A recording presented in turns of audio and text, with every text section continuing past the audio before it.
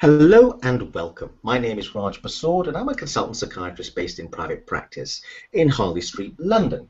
And I'm delighted to be joined today by Richard Cowden, who's an independent researcher, and he's finishing his PhD on mental toughness in tennis. And he's based at the University of KwaZulu-Natal, and that is in Natal, South Africa. But he was previously at the Middle Tennessee State University, where he published a very interesting paper with some colleagues in perceptual motor skills, exercise in the sport part of that journal. And the title of the paper was Psychological Predictors of Mental Toughness in Elite Tennis, an Exploratory Study in Learned Resourcefulness and Competitive Trait Anxiety, which is a bit of a mouthful, but basically Richard was studying, along with Fuller and Mark Anshel, what it is to be mentally tough in elite sports and in particular in elite tennis. So let's start by asking you, Richard, what do you mean by the term mental toughness? Well, first of all, thank you very much, Raj, for engaging in this discussion with me. Important sort of topic from my perspective. Look, there's various definitions of what mental toughness might be, and some of them sort of differ according to the type of sport, but a more sort of recent definition of mental toughness that I sort of like has been posited by some authors, one of the primary authors being Daniel Gucciardi, whose work is prominent in cricket and Australian rules football. But him and his colleagues sort of came up with this comprehensive definition of mental toughness as a collection of these experientially developed as well as inherent sport general and sport specific values, attitudes, cognitions, and even emotions. And these all influence the way in which an athlete approaches, responds to, and even appraises both positive and negatively construed pressures, challenges, and even adversities.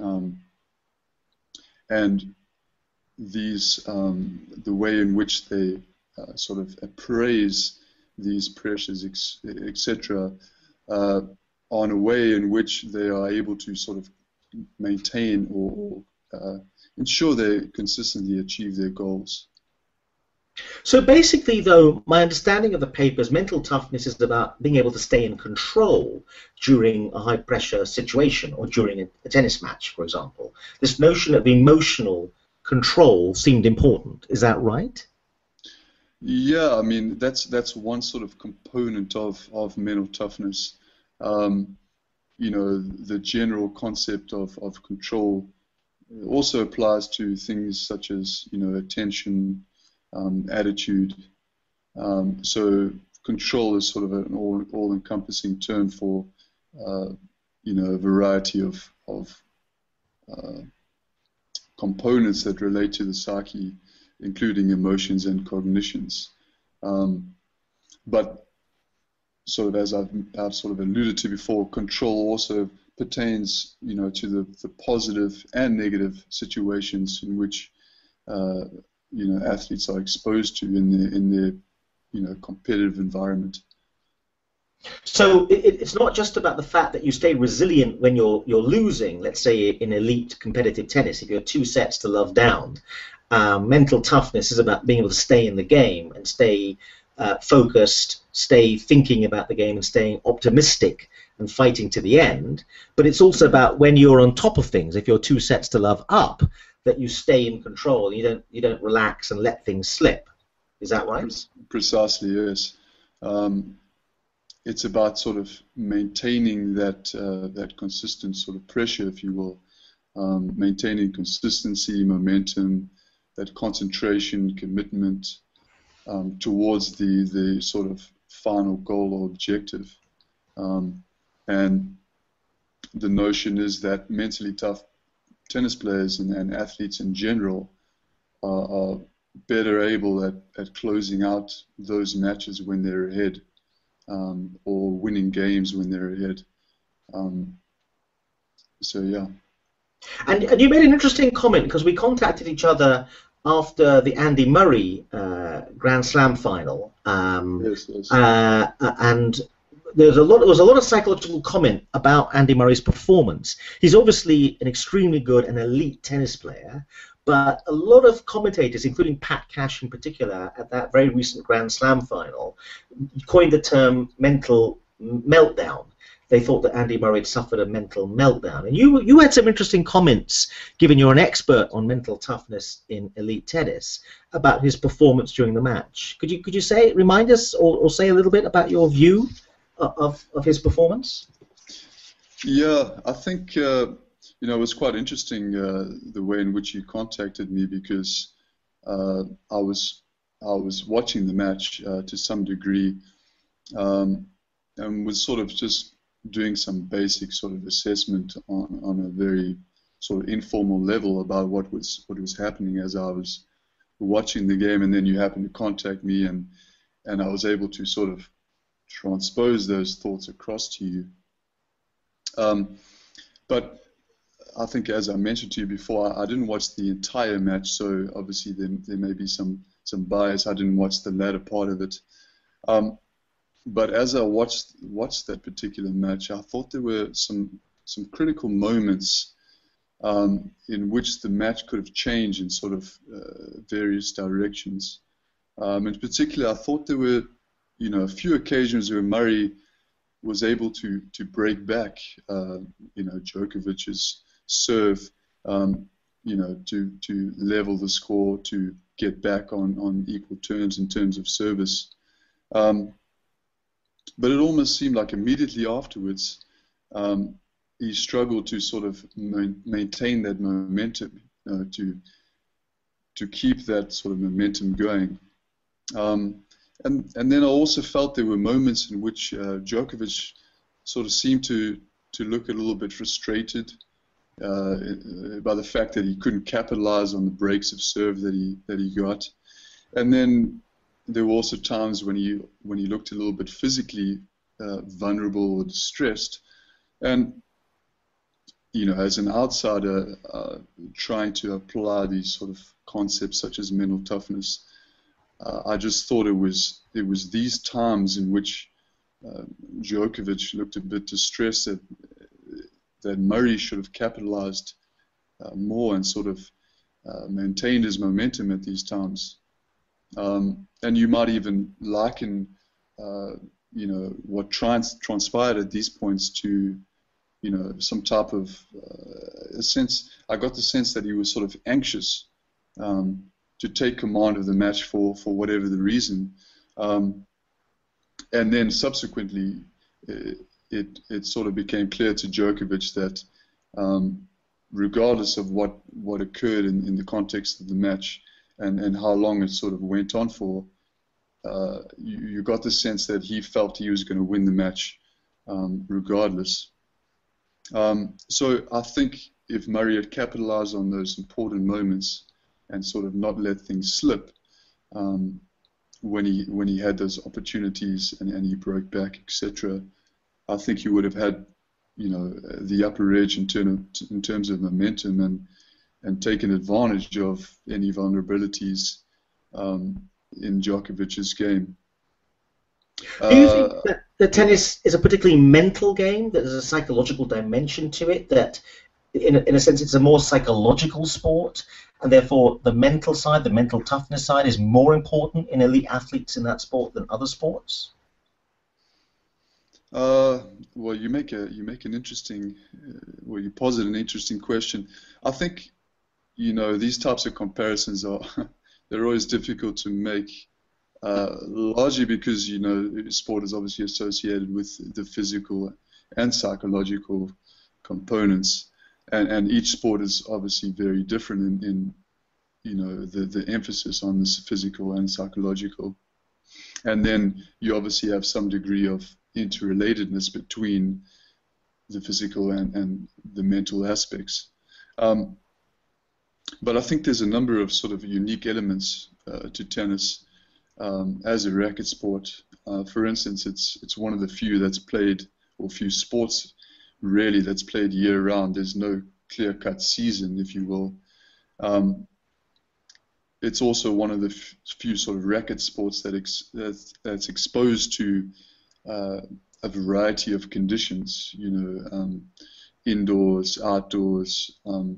You have to sort of contend with the sun, the elements in general. And then perhaps the most important consideration is the fact that players are subjected to different surfaces, including grass, clay, and astro, as well as speed differences at altitude, for instance, and indoors.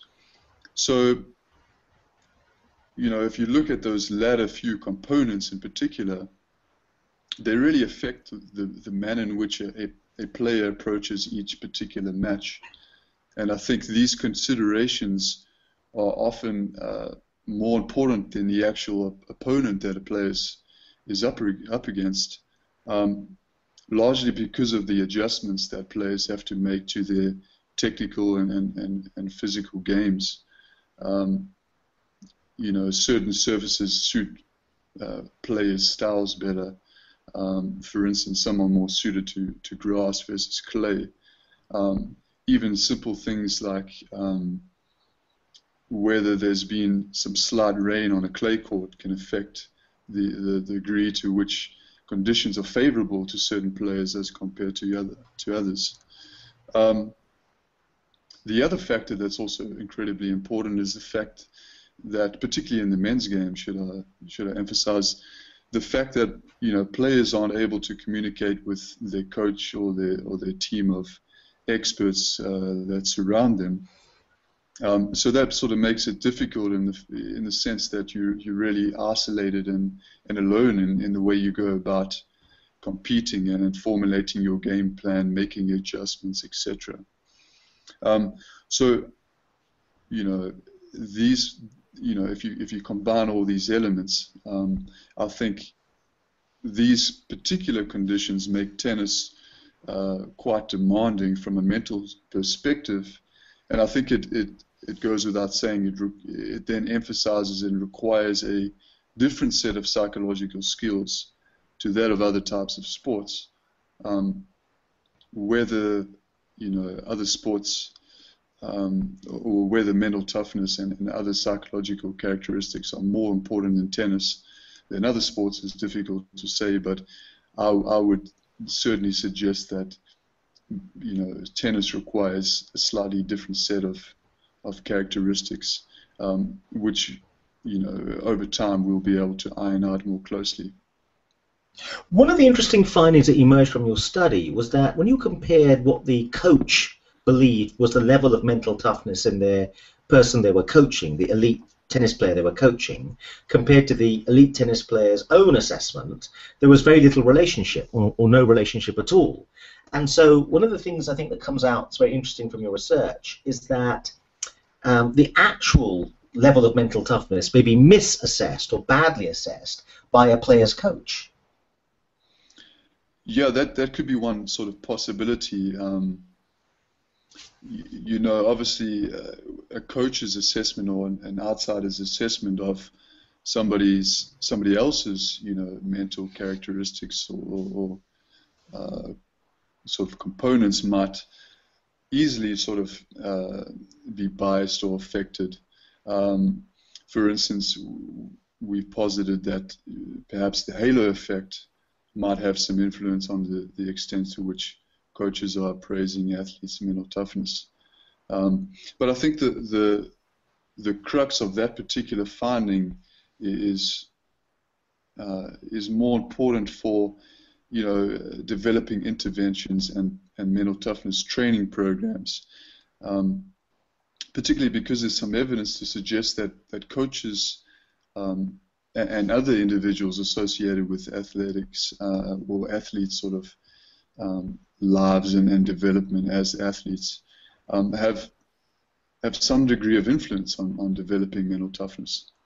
And so if we consider coaches as important for developing mental toughness of athletes, I think it's important that coaches and players are on the same page in terms of assessing or well, firstly, assessing the degree to which athletes actually possess these mental toughness sort of characteristics, as well as making sure that they have similar sort of ideas and perceptions, and making sure they're on the same page in terms of what this concept of mental toughness is. Because you can imagine if there's discrepancies in sort of perspectives about what mental toughness is, then coaches and athletes are going to differ in terms of what they emphasize and what they think is important for developing. What are your thoughts about when you see elite players like Federer, Djokovic, Nadal, Murray? They have an entourage, they have a team surrounding them, and these are often coaches, and often when they break up with a coach or start with a new coach, this is headline news all over the world. So like the relationship between Ivan Lendl and Andy Murray became headline news all over the world, and when they parted ways, this was also a big story. But we don't seem to hear about them having sports psychologists in the background. I mean, is your sense that they do have them in the background, and are they getting the right kind of training, do you think, in terms of mental toughness from what you can observe? Yeah, look, if I can be completely honest, I'm not entirely certain, the extent to which they incorporate sort of the mental training or that side of things into their training regimen in general. I know a lot of the athletes focus a lot on spiritualization and meditation and those types of things, which are obviously important, aspects of making sure that one is in a good sort of mental place. But it may be interesting to do an assessment of those types of elite tennis players in terms of the extent to which they incorporate, mental training and assessment processes as sort of a core function or component of their training in general.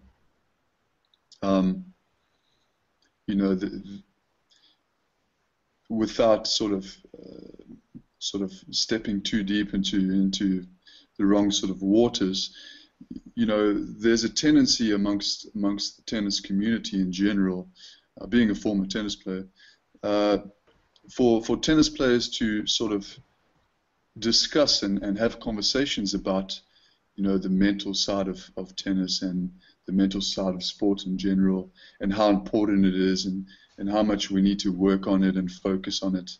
But then, following competition, particularly if one loses a match, there's more emphasis on discussing tactical issues and where strategy may have gone wrong, or particular points in the match where poor decisions were made.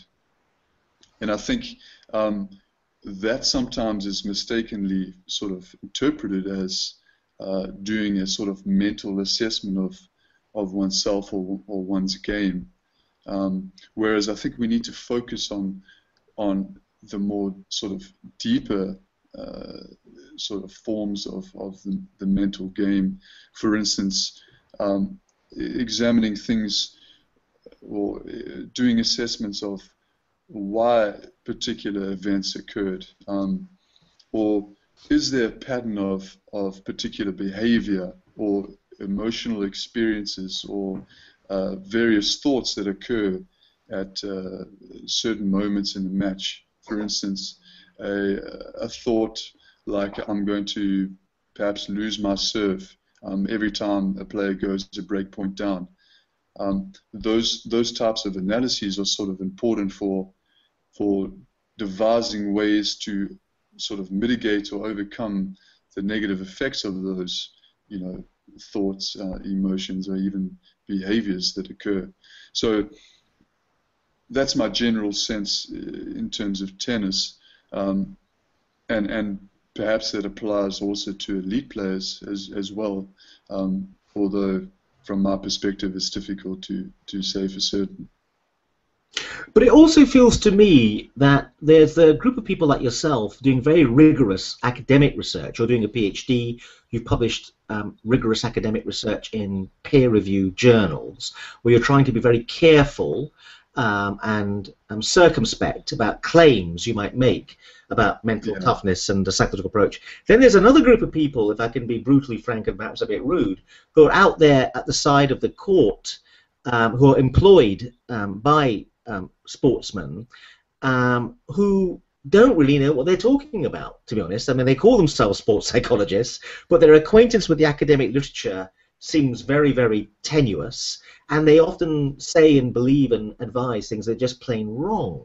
So it seems to me that there's a real mess in terms of the field, because in the field there's the academic rigorous side like yourself, but how much it actually, the stuff that's published in these academic journals, gets into practice in terms of what actually happens in the world, in the real world, at Wimbledon or the Australian Open, is a big problem. There's very little translation through of the academic rigorous stuff that you're doing into practice with real athletes. What do you think? Yeah, no, I think that's one of the problems with sort of conducting research and being in the academic space, is that, you know, the practicalities or the applications of findings is sort of often disjointed from where it needs to be sort of implemented, and obviously, you know, time limitations sort of do constrict most academics from venturing into sort of multiple realms in terms of conducting research. But I think in order to ensure that, you know, the type of research that we're doing actually has some practical influence, some benefit to, you know, athletes or society in general, we need to sort of merge our research with interventions, you know, longitudinal types of studies, and develop, you know, training programs that can benefit various groups of athletes, you know, from amateurs to, you know, emerging adolescents to the most elite types of athletes. What you might find in terms of the practicing sports psychologist is a particular niche approach that they may use, that is sort of worked over time, and obviously as emerging information sort of comes about, it's important to try and incorporate that as best as possible, to try and sort of enhance over time the effectiveness of the, you know, psychological interventions and practices that one is using. But yeah, I do sort of agree with you in the fact that I think there's sort of this disjuncture between what's happening in the academic realm and what practicing sort of sports psychologists are doing out there. Not all the time, but obviously in certain instances that can be the case. Yeah. One final question: when you play tennis, or when you're watching on television elite players in finals or in tournaments like Wimbledon or the American Open or Roland Garros, do you notice certain aspects of their behavior which the lay public might miss, which gives you a clue as to how mentally tough that player actually is? You know, one inherent issue to, you know, as I mentioned, an outsider, or from an outsider's perspective, it's obviously difficult to gauge mental toughness. Some authors have tried to examine mental toughness sort of informally using behavioral checklists, etc. And it's often quite difficult to pinpoint. And I think that's one area that we need to try and look at, especially if we want to determine or try and get athletes and coaches and sports psychologists on the same page in terms of trying to assess and develop mental toughness amongst athletes. And so yeah, I think one area is to develop sort of behavioral checklist of the correlates of mental toughness, so we can determine, okay, this type of behavior is associated with high levels of mental toughness.